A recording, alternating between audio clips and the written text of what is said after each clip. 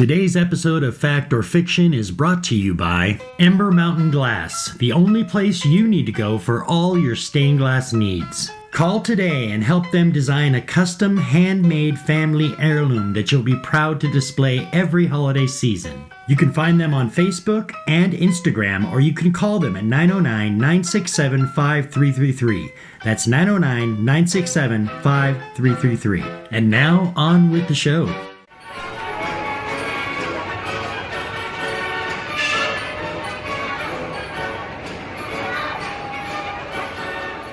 Shut up and sit down.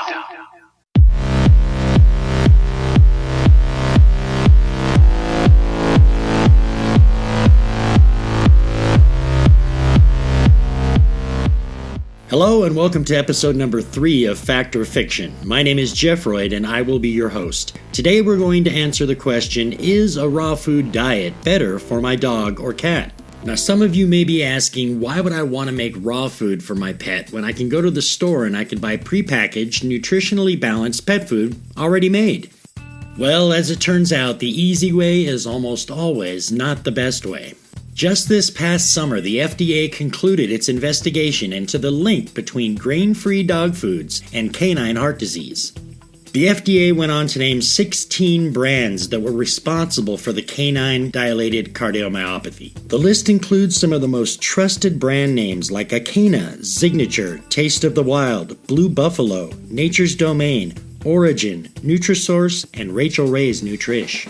And this should serve as proof to all of us that trusting the packaging and spending more money is no guarantee that we're not slowly poisoning our pets. The only way for us to truly know exactly what our pets are eating is to prepare the meals for them at home, ourselves. And while the FDA's findings should be extremely concerning to all pet owners, they are not an isolated incident.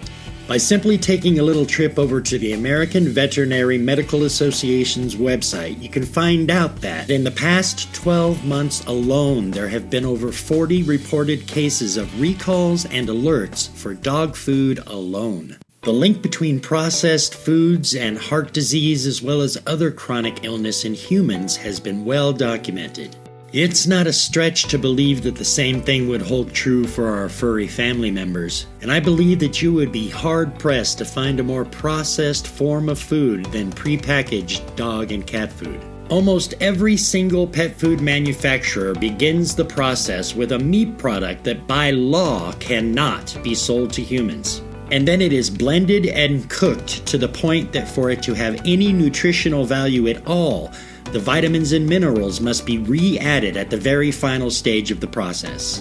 Well, now that I had discovered what I definitely should not be feeding my dog and cat, I needed to discover what was the best thing I could feed them.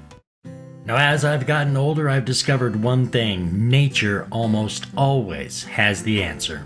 Even the smallest breeds of modern domestic dog are still 99.8% the same genetically as the gray wolf. And even your cuddly little domestic house cat shares 95.6% of the DNA of a wild African tiger. And in both cases, their stomach enzymes and digestive tracts are identical to each other. So I guess if we had to figure out from scratch what would be a good food to feed our dog or cat, lions and wolves would be a good start. But thankfully for you and me, somebody really smart has already thought of this stuff for us. It's called the Biologically Appropriate Raw Food Diet, and it was introduced into society as a thing back in 1993. Australian veterinarian Ian Billinghurst called his feeding suggestions the BARF diet, an acronym that stands for Bones and Raw Food, or Biologically Appropriate Raw Food.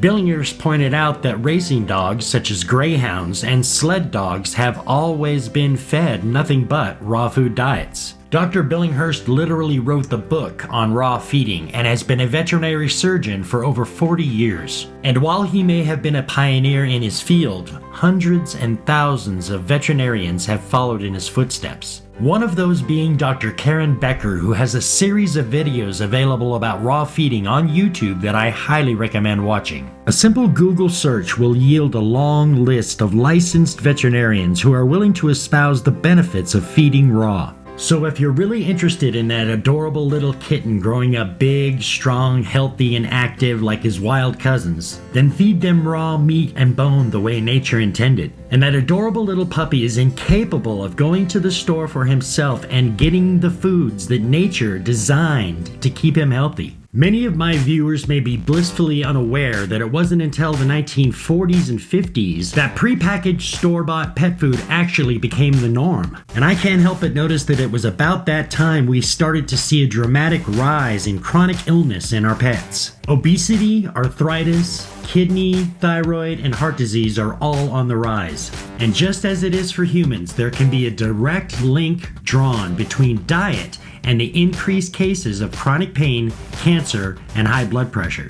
Americans and the Western world, for that matter, have become obsessed with fast and easy. And unfortunately for our pets, it's their long-term health that pays the price. And the pet food manufacturers are more than happy to continue to rake in the millions and even billions of dollars, taking what would normally be a waste product and repackaging it as complete and balanced. It would almost be comical if it weren't for the tragic consequences. I could sit here all day long and quote statistics and studies that demonstrate how much better raw food is for your dog or cat than that prepackaged crap you buy at the store. I could explain to you how we save an average of $75 to $100 a month by buying in bulk and feeding our animals raw. Or I could share with you the fact that in the 8.5 years that we've been feeding our dog and cats raw food, the only time we have to go to the vet is to keep them up to date on their shots. But instead, what I'd like to do is leave you all with 3 simple questions to answer. Number 1, when was the last time you ever saw an animal cooking its food?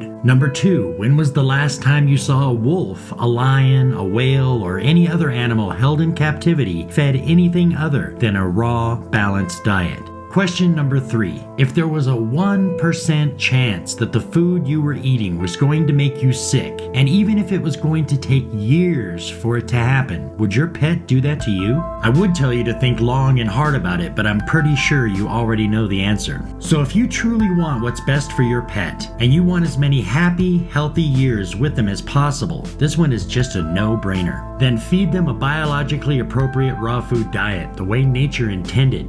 Peace, everyone.